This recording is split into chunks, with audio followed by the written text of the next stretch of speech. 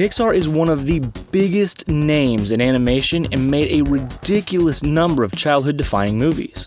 However, Pixar routinely lies to the general public and perpetuates misinformation that makes them look good. That's right, underneath their family-friendly veneer, Pixar is as devious as most other major companies. In this video, the Binger is going to break down some of the falsehoods and half-truths that Pixar would have you believe. Like the actual reason that they kept the Cars franchise going, and the rumors about the company that they would rather keep on the down low. Get ready because here's everything Pixar doesn't want you to know.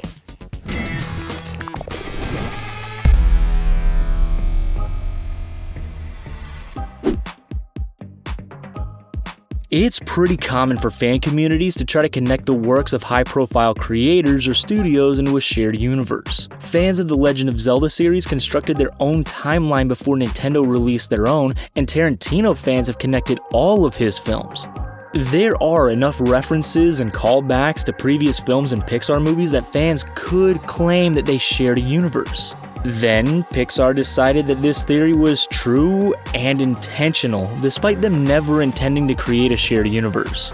Until the Marvel Cinematic Universe became a dominating force in pop culture, the idea of a shared universe in cinema was considered tacky. The only outlets that really embraced it made schlocky or horror movies, and even then they only used it as a crossover event, something like Freddy vs. Jason. With this being the norm for shared universes when Pixar was gaining popularity, it's just not believable that this was their plan all along. Pixar only retroactively decided that their films are connected because it's an easy way to make audiences feel like they're involved with the films. Basically, Pixar lied to pander to their biggest fans. Following the release of the critically acclaimed film WALL-E, audiences began dissecting the themes of the movie. While the film is a romance first and foremost, it also contains powerful messages about protecting the environment and the dangers of opulence and overconsumption. However, the film's director, Andrew Stanton, denied intentionally placing these political themes in the movie. This, of course, is a totally bogus claim. While creative works sometimes convey a different message to audiences than the creator intended, WALL-E's themes are too overt to be unintentional. The nature of art means that people can walk away from a similar experience with different feelings. But themes and politics are present in all art, especially WALL-E. Why would Stanton lie about this? Well, that's because Pixar doesn't want their films to contain divisive politics. Major companies don't want the media they produce to be too political, because it might alienate sizable parts of their audience. So, Pixar lied about the political themes in WALL-E because they were afraid those themes were going to hurt their bottom line. So, you know how it's weird that the movie Antz and A Bug's Life released around the same time? Well, there's an odd story behind that, and Pixar would like you to think that they're the victim in it. But the situation is a little more gray than that. You see, Antz is a DreamWorks animation movie which was founded by Jeffrey Katzenberg. He helped create the Toy Story movie at Pixar along with the notoriously difficult to work with John Lasseter and Steve Jobs. Feeling slighted by the company when he was passed over for a promotion, he started DreamWorks Animation and eagerly started on the film Prince of Egypt. However, Disney slated the, at the time, untitled A Bug's Life film for a release the same weekend as Prince of Egypt, seemingly despite Katzenberg. Having insider information about the rival movie, Katzenberg had the studio quickly produce Antz so it could release before Bug's Life and undermine its performance. We're not here to pass judgment, but it's clear that both Pixar and DreamWorks seem kinda scummy in this situation. Pixar would have the public think that it's an ideal company to work for and a place where creative talent can flourish. That simply isn't true. In fact, the company can be pretty demanding of its employees and it has a history of not treating them very well. Pixar spearheaded 3D computer animation and uses that style of animation in the majority of their films.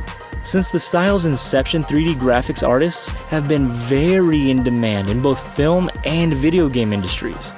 However, this work is extraordinarily demanding, and it's not unusual for Pixar animators to burn out under the pressure of intense deadlines. To add insult to injury, Pixar was implicated in a wage-fixing scheme back in the 80s, meaning that they helped prevent the average animator's salary from rising. Additionally, Pixar has a habit of undervaluing the contributions of its female and minority employees. Interviews with former employees paint a picture of it being an elitist boys' club. That's a far cry from the inclusive and family-friendly image Pixar has worked so hard to cultivate. A recurring Easter egg in Pixar films, and a staple in the previously debunked shared universe theory, is the Pizza Planet delivery truck. First appearing in the original Toy Story, the truck is tied to the fictional pizza joint that's integral to the plot of the film. In later Pixar movies, though, animators would sneak the truck into the background of a scene or feature a similar nod to it. Pixar lets people believe that this is a coordinated effort and a part of the wacky charm that defines the company. However, the Pizza Planet truck isn't actually in every Pixar movie. Brad Bird, the director behind the Incredibles movies, said that he never considered putting the truck in the first film.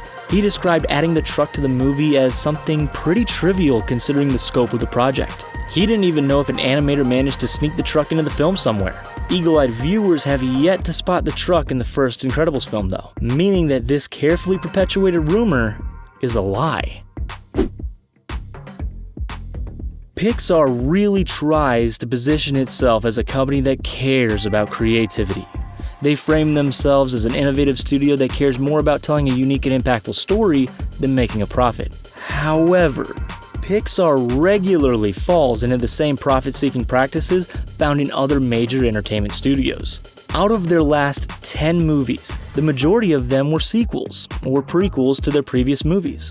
For about the past decade, Pixar has been more interested in building up franchises than telling more innovative stories. The simplest explanation for this behavior is that Pixar can make more money off of franchises than a series of unconnected films. Now, it is tough to drag Pixar too hard for something that nearly everyone else in the movie business is doing, but it'd be nice if they'd stop selling themselves as something that the studio clearly isn't.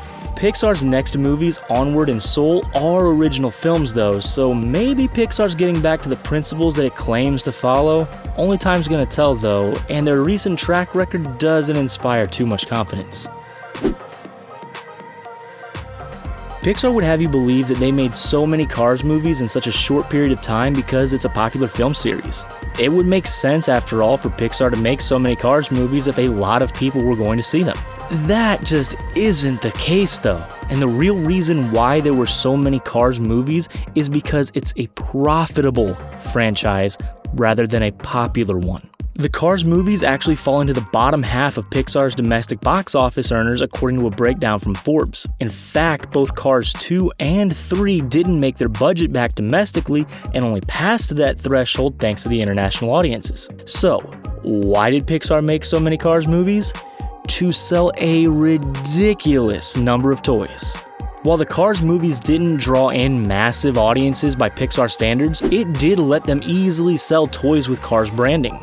It's kind of a bummer that Pixar would make so many Cars movies so they could have a cash boom in a secondary market, but that's the business. Currently, Pixar is a subsidiary of Disney, and before that, Pixar partnered with Disney for many of their films. It's a profitable arrangement for both companies and makes sense from a business standpoint. They'd have you believe that they both love this arrangement, but the two companies actually have a good amount of beef. In the late 2000s, Disney tried to go above Pixar and create their own sequels to some of Pixar's films. Pixar balked at that, and the threat of losing control of their franchises led to them merging with Disney. This lets them retain what little power they had. From the other end, Pixar operates with little interaction with Disney. They'd rather keep work on their films entirely in-house than coordinate with the House of Mouse. All of this paints the picture of a tenuous relationship between these major companies, and that it could end at even the slightest transgression. Even if Pixar and Disney do play nice in the press, this is little more than a PR effort from both of them. A lot of Pixar movies have a prominent theme of accepting people and coming together as a kind of family to solve shared problems. However, Pixar's leadership didn't always follow the values that they preached and claimed to practice. Pixar has a history of sexism and to this day isn't the best place to work for women. Brave was Pixar's first movie with a female lead character, but its original director, Brenda Chapman, was replaced with a man. Chapman wrote the movie and was always set to direct it, until Pixar gave her position to her male colleague. Then there is the former chief creative officer of Pixar, John Lasseter. In 2017, Lasseter took a leave of absence from his company after allegations of his sexual misconduct surfaced. Apparently, Lasseter would make inappropriate comments to and even grope his female employees, and that many knew of his behavior. Lasseter was removed from his position at Pixar in 2018, but the culture he ingrained still endures. Even if they claim otherwise, Pixar's work environment is known to be toxic and alienating to many of its female employees. The idea that Pixar hasn't made a bad movie is as inaccurate as it is commonplace. Pixar has put out some incredible films and has a great record, but some of their movies are just subpar. Pixar loves that people think that all of its movies are amazing, but that's just not the case. The Cars movies are fairly panned across the board. Similarly, The Good Dinosaur was an even bigger critical flop for Pixar, and it may be the worst movie that the studio has ever produced. While all of these movies were profitable for Pixar, they prove that the studio can make crummy movies from time to time. There's no shame in that, and making a bad movie gives the studio a chance to figure out what went wrong and improve. However, the idea that Pixar only makes hits doesn't benefit anyone and only leads to the company making less interesting movies. Pixar does make some great movies, that's undeniable, but they're not perfect, and neither are their movies. Pixar doesn't need to be put up on a pedestal, and it doesn't benefit anyone to place them there. What do you think of the lies that Pixar has led you to believe? Please let us know in the comments section down below. And while you're there, be sure to like this video, subscribe to The Binger, and ring the bell so you can see all of our upcoming videos before anyone else. Thanks for watching.